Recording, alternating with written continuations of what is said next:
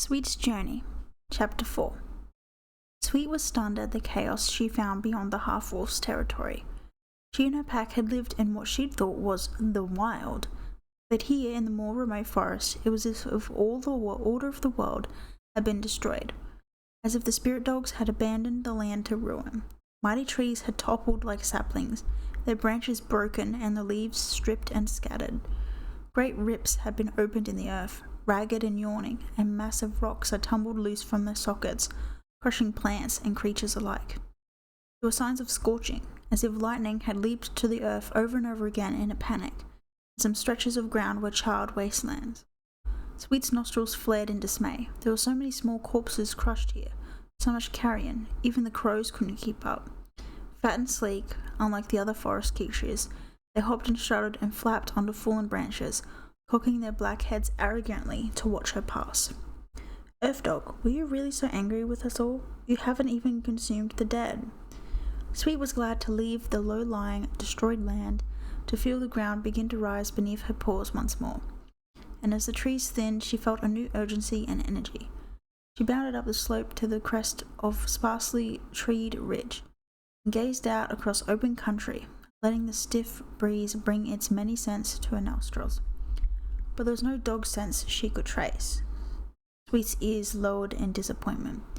There was nothing but the smell of the forest and the distant reek of the sick river, reaching even as far as this. There was certainly no sign of land she recognized from her pack's former camp. Longpaws must have taken us far from our home when they caught us, she realized miserably. I've no idea where to go from here. I've no idea if there's a home left that's worth finding. A ball of rage swelled in her gut, and Sweet gave in to it. Lifting her narrow head, she gave a furious bark. Why, Skydogs? Why did you do this to us? Earth Dog, what did we do wrong? Of course there was no answer, only the moan of the wind in the trees and the heedless song of birds. If I understood, I might feel better, she howled. Silence. Sweet sat back on her haunches, tucking her tail tightly beneath her, and stared out at the distant hills and the amber glow of the drowsy sundog as he settled for the night. If I wasn't alone, it wouldn't be so bad. Lucky, why did you have to be so stubborn? She missed the city dog more and more, with a deep, keen ache. It was odd when she'd known him for such a short time, but he'd been strong when she needed him, and clever, and funny, and kind. And stupid, with his lone dog nonsense. He gave a sharp bark of irritation, then a soft, unhappy whine. Then at last she got to her paws and shook herself. Whatever she thought of Lucky's foolish notions, she had to follow his example. She was a lone dog for now, whether she wanted to be or not. So it was time to be strong and look after herself. The moondog was rising, clearer now that the sundog's light was dying, and the sky ahead was darkest blue. I need to get going. I'll survive this, all of it. But where will I go? The moondog's eye was full and round and white, huge against the twinkling stars. Sweet took a breath suddenly, cocking an ear, straining to listen. Yes, drifting on the light wind from far away, rising and falling, she could hear the echoing voices of a pack singing to the moondog. A great howl, she thought, and longing tugged at her heart. She remembered her own pack's howls, and that sense of being one, despite their petty daytime squabbles, the strong blood call of kinship and loyalty.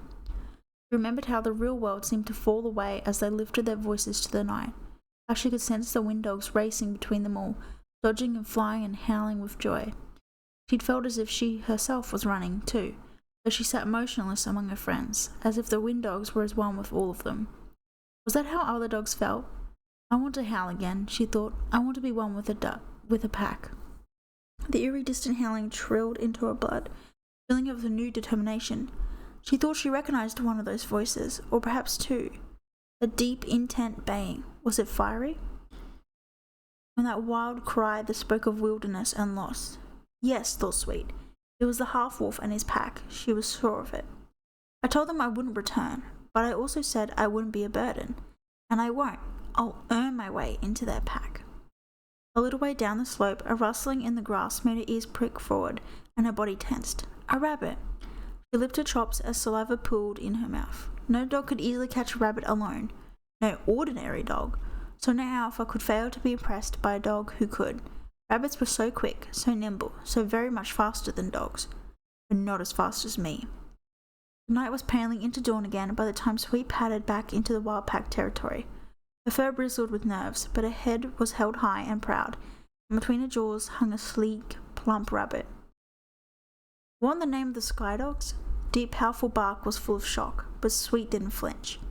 She recognized Fiery's voice, and for all his size, he was a fair dog. He wouldn't kill her, not outright, not straight away. Dogs were gathering around her now, some snarling, some stunned into silence, some exchanging glances of disbelief. The red beta barged forward, butting smaller dogs aside. "What are you doing back here, bony dog?" Her voice filled with contempt. "You've just made a big mistake, and you're last." "Wait, Beta." Fiery shoved easily through to her side, the smaller dogs moving hurriedly out of his way. "Look, she's caught a rabbit, by herself." "That's pretty impressive." The white and tan dog nodded reluctantly. "I'm certainly impressed," said a black and white dog who was fat with puppies. She leaned against Fiery's flank. "We could use her, Beta. There'll be more mouths to feed soon." The red dog turned on them all, snarling, "Which means we don't need another. Our pack has all the dogs it needs." "That," said a commanding voice, "is not your decision." The half-wolf Alpha stepped forward through the ranks, lashing his bushy tail as he watched Sweet's eyes. He circled her, looking her up and down till Sweet's hide began to itch, but she stayed silent. "Look at this," he told his pack. "Not only an impressive catch, but the strength of will to carry it here without eating it." He nudged Sweet's bony ribs with his muzzle, "And it's not as if she isn't hungry. That's the kind of discipline I like." "You're not serious?" yelped Beta. "We know nothing about her." Alpha looked from his Beta back to Sweet. Thoughtfully, he cocked his head. "We know she's a good hunter," he murmured. "She's clearly respectful and has a sense of honor. What more could we ask for in a dog?" "I don't believe this," snapped Beta furiously, her hackle springing up. "You can't." "Can't?" echoed Alpha, a dangerous edge to his silky voice. "Are you telling me I can't do something, Beta? Because it's not the first time you've questioned my authority." His growl deepened. "It's not the first time you've betrayed your delusion that you are Alpha here." "No, do you know better than I do? Do you think you'd make a better Alpha, perhaps? Would you like to challenge me?" Beta ducked her head, lowering her forequarters and backing off. Sweet could not miss the flash of terror in her eyes, and no wonder. The half-wolf was much bigger and more powerful than the red dog. She wouldn't stand a chance if it came to a fight. Alpha gave a snort of dismissal and turned back to Sweet. "You may stay for now," he told her. "Prove yourself a valuable member of this pack, and a loyal one," he shot a glare at Beta, "and you can stay for good." Murmurs of agreement went around the pack as Sweet dipped her head in gratitude. The pregnant black and white dog came forward to lick her nose. "I'm Moon. I'll show you where you'll sleep," she told Sweet cheerfully. "Welcome to our pack." Sweet felt a wave of relief. "I found a pack. I'll howl again at the next full moon." She couldn't miss the glance that Beta shot at her. As she turned and stalked away, the red dog's eyes glowed with a resentful hatred.